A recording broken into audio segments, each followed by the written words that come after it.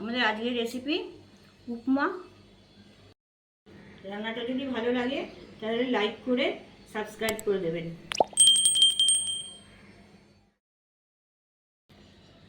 এটাকে ব্রেকফাস্টে অথবা যে কোনো সময় এই পুষ্টিকর সুস্বাদু উপমা সার্ভ করতে পারেন।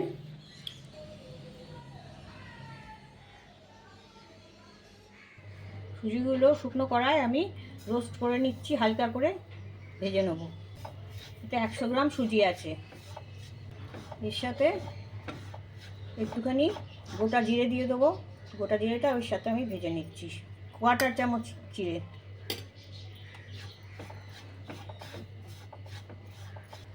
সুজিটা এই বাটির মাপে নিয়েছি।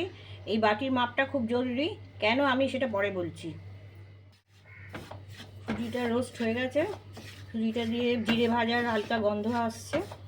এবার আমি এটা নামিয়ে ফেলছি। কড়ায় 3 টেবিল চামচ আমি সাদা তেল দিয়ে দিচ্ছি।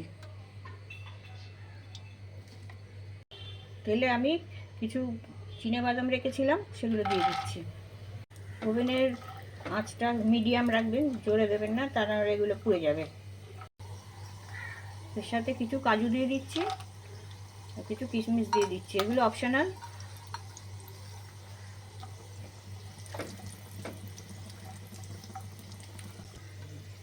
দু মিনিট মিডিয়াম আছে এগুলো ভাজতে সময় নিয়েছি, তুলে নিচ্ছি। এগুলো ভাজা হয়ে গেছে।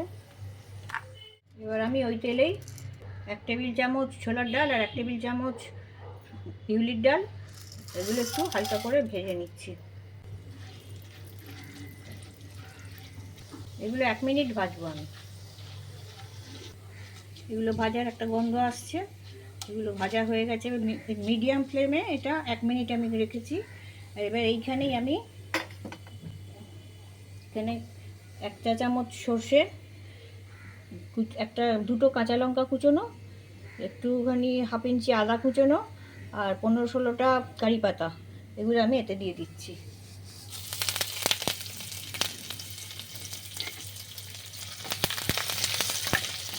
ওভেনের আঁচটা লো ফ্লেমে। এবার কুচোনো একটা মিডিয়াম সাইজ পেঁয়াজ আমি এতে দিয়ে দিচ্ছি।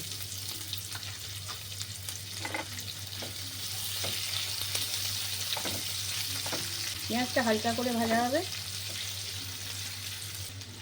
এর সাথে আমি কুচোনো কিছু গাজর দিয়ে দিচ্ছি, বিনস কুচি,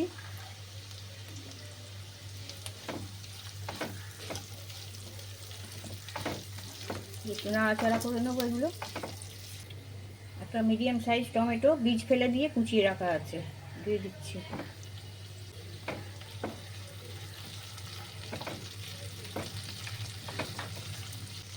পরিমাণ মতো নুন দিয়ে দিচ্ছি, 1 চামচ চিনি দিয়ে দিচ্ছি।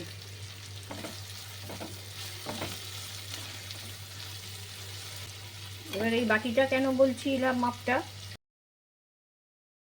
এই বাটির মাপে 3 বাটি জল দেবো আমি। 1 বাটি, 2 বাটি, 3 বাটি। আর সামান্য আর একটু জল বেশি দেবো, এটা বাষ্প হয়ে উড়ে যাবে, সেই জন্যে সামান্য আর একটু বেশি জল দিয়ে দিলাম। এবার এটাকে 2 মিনিট ফুটতে দেবো ঢাকা দিয়ে। ওভেনের আঁচটা জোরে করে দিয়েছি, জোরে করে দিয়ে আমি এটা ঢাকা দিয়ে দিচ্ছি সবজিগুলো ফুটবার জন্যে, সেদ্ধ হবে। 2 মিনিট রাখবো। 2 মিনিট হয়ে গেছে, ঢাকনাটা খুলছি। এবারে এই যে ফুটন্ত জল, এর মধ্যে আপনি সুজিটা বাঁ হাতে ঢালবেন আর ডান হাতে এটা স্প্যাচুলা দিয়ে নাড়তে থাকবেন যাতে লাম্পস না হয়ে যায়। এইভাবে নাড়তে থাকবেন।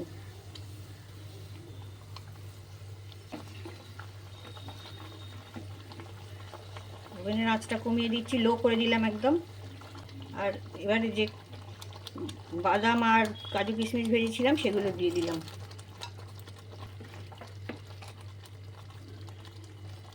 লো ফ্লেমে আমি 2 মিনিট আবার এটা রেখে দিচ্ছি। 2 মিনিট পরে ঢাকনাটা খুলছি।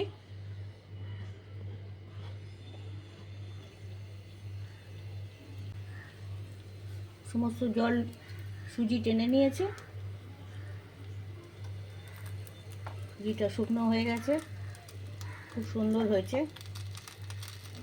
এই সময় আমি 1 চামচ ভালো ঘি দিয়ে এটাকে নেড়ে দিচ্ছি। ওভেনের আঁচটা আমি নিভিয়ে দিচ্ছি। আমার উপমা রেডি। শুকনো ঝুরঝুরে উপমা হয়েছে।